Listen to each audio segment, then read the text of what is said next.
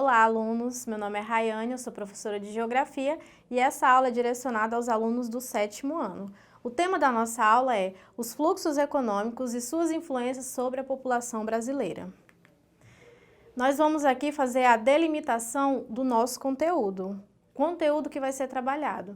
Para isso, a gente vai fazer uma relação entre a distribuição da população no espaço brasileiro, os fluxos econômicos e a diversidade dos grupos étnicos.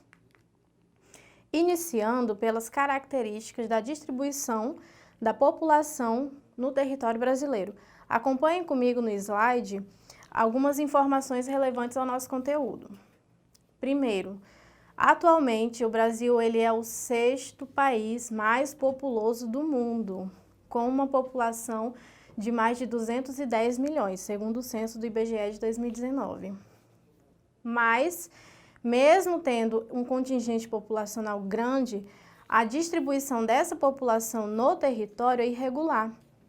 E algumas regiões acabam tendo uma maior concentração de pessoas do que outras. Se vocês observarem ao lado no gráfico, nós temos uma proporção, de concentração de pessoas muito grande no Sudeste, enquanto regiões como Norte e Centro-Oeste concentram um contingente populacional muito inferior.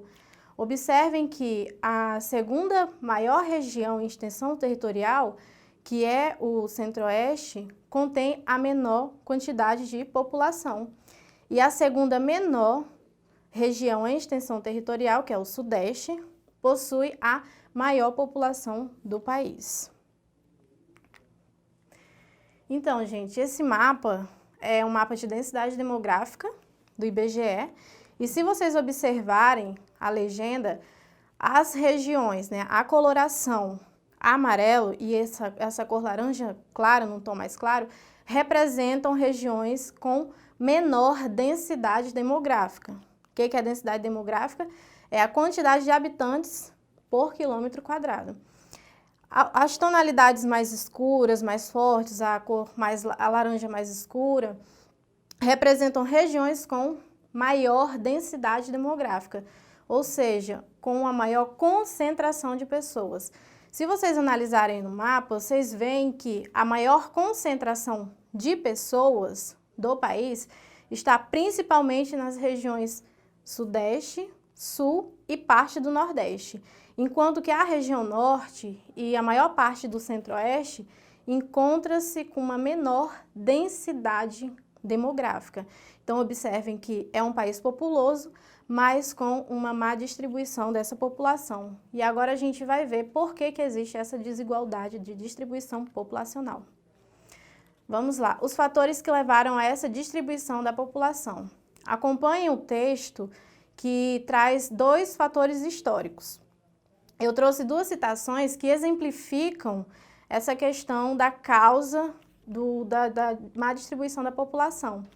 Essa primeira citação é referente ao ciclo do ouro e diz assim: o desenvolvimento das Gerais provocou desequilíbrio econômico nas regiões periféricas. Ao final, em negrito diz: devido à saída de milhares de indivíduos que foram povoar a zona do ouro. A segunda citação é referente ao ciclo da borracha na Amazônia, que diz o seguinte: atraídos pelo alto preço que o produto alcançava, brasileiros de todos os estados convergiram para a Amazônia. O que eu quero trazer com essa citação para vocês? Que os ciclos econômicos no Brasil, eles tinham um caráter muito isolado. Então, onde você tinha um ciclo econômico acontecendo, era onde estava maior contingente populacional e tinha pouca ligação com outras regiões, certo? E isso levou tanto à expansão territorial quanto à distribuição populacional, como a gente vai ver agora no caso da indústria. Café, indústria, migrações é igual à redistribuição de população. Observem que no texto diz o seguinte, que a economia cafeeira ela ganha importância comercial já no final do século XVIII e segue até 1929, quando entra em crise, perde toda a sua força. Mas qual que é a relação entre a economia cafeeira e o processo da industrialização do Brasil? A economia cafeira, ela deu as bases para o processo de industrialização do Brasil. Aquela região que é a Sudeste, que é onde ocorreu a economia do café, teve condições de receber a indústria. Por isso que a concentração populacional que a gente viu no começo do vídeo, do slide, se encontra no Sudeste, porque aquela região concentra, desde o ciclo do café até a indústria, a maior quantidade de pessoas. Descentralização industrial e as modificações na dinâmica migratória. Observe no slide que tem um mapinha que mostra a migração de retorno. O que significa isso? No Sudeste, que é onde tem a maior concentração de população, você tem uma migração de retorno para o Nordeste. Isso ocorre porque quando o Sudeste concentrava maior desenvolvimento econômico, maior desenvolvimento industrial, você tinha uma saída dos nordestinos em direção ao Sudeste muito grande. Quando, a partir da década de 70, você tem investimentos através das superintendências de desenvolvimento regional, como a Sudan, a Sudeco, a Sudene, você tem um reforço social e econômico nessas regiões, o que provoca o retorno dos nordestinos, principalmente, saindo do Sudeste e retornando para o Nordeste. Então, a descentralização industrial, ela gerou essa redistribuição das migrações da população no Brasil. Então, na descentralização industrial e as modificações da dinâmica migratória, o que ocorre? Enquanto que na região Sudeste nós tínhamos uma maior concentração de pessoas de outras regiões, principalmente do Nordeste, migrando em direção ao Sudeste, a partir da década de 70 você tem uma mudança nesse cenário. Que mudança é essa? Ao invés de migrarem em massa do Nordeste para o Sudeste, há uma migração de retorno, que é justamente nordestinos voltando para sua terra de origem. Por que isso? Porque o processo de industrialização, ele começou a ser descentralizado, começou a haver uma redistribuição de indústrias no país. Não somente o Sudeste passaria a ter indústrias, mas também outras regiões. Então, a gente vê aqui alguns fatores no texto que estão relacionados com essa redistribuição. Primeiro fator, guerra fiscal entre os estados, que é quando os estados começam a fornecer condições para atrair indústrias para o seu estado. Saturação do espaço nas regiões mais industrializadas, ou seja, os imóveis começaram a ficar mais caros, o trânsito ficou caótico, a mão de obra na região Sudeste ficou mais cara, a escassez de terrenos, dentre outros fatores. E aí, em outras regiões, essas indústrias passaram a encontrar mão de obra mais barata.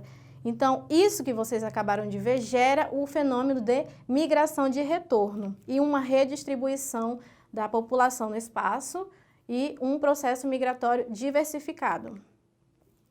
Agora, quem que migra? Quais são os grupos étnicos presentes, formadores da nossa população? Se vocês observarem no texto, nós temos 3 grupos étnicos responsáveis pela base da nossa população, os quais são os indígenas, os povos originários, ou seja, aqueles que já estavam aqui antes dos colonizadores chegarem, os europeus, principalmente os portugueses, que foram os colonizadores, e os africanos, que vieram de várias partes da África para servirem um serviço escravo. E aí, somente esses? Não, nós temos outro. A partir do século XIX, há o início de um fluxo migratório de alemães, italianos e espanhóis para o Brasil, buscando, entre outros fatores, substituir a mão de obra escrava nas lavouras cafeeiras. Então, a base da população brasileira são 3, os indígenas, os europeus, principalmente os portugueses, e os africanos, certo? O resultado disso é a miscigenação, ou seja, a mistura de povos de diferentes etnias. O que a gente vê refletido não só nos traços físicos da população, mas também na diversidade cultural que o país apresenta.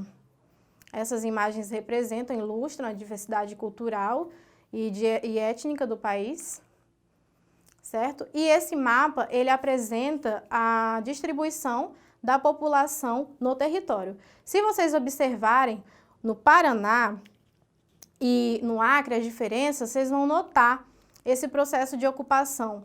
Olhem só, a cor, esse amarelo mais clarinho, representa a população branca. Já o amarelo mais escurinho representa a população parda. Observe que Santa Catarina, que é um local que recebeu uma imigração massiva de europeus, alemães, espanhóis, eles têm uma predominância de população branca. Já no Acre, como você tem os indígenas, uma população indígena muito presente e uma vinda muito insignificante de povos europeus, você tem a maior parte da população parda. Então, esse mapa reflete justamente essa distribuição da população no sentido de etnias. Então, agora nós vamos exercitar o nosso conhecimento. Vamos lá. Questão 1. Densidade demográfica é a distribuição espacial dos habitantes por quilômetro quadrado. Quanto maior a densidade de pessoas concentrada no espaço, maior é a densidade demográfica ou populacional. O mapa abaixo representa a densidade demográfica do Brasil em 2010. Observe atentamente as informações que ele fornece e marque a alternativa incorreta. Então, vamos lá. A gente vai procurar uma afirmativa que não condiz com o mapa. Letra A. Os estados do Acre e Amapá possuem baixa densidade demográfica. B. São Paulo e Rio de Janeiro estão entre os estados com maior densidade demográfica do país. C. Apesar de estarem em regiões diferentes, Pernambuco e São Paulo possuem alta densidade populacional. E D. Amazonas e Roraima estão entre os estados com maior densidade demográfica do país.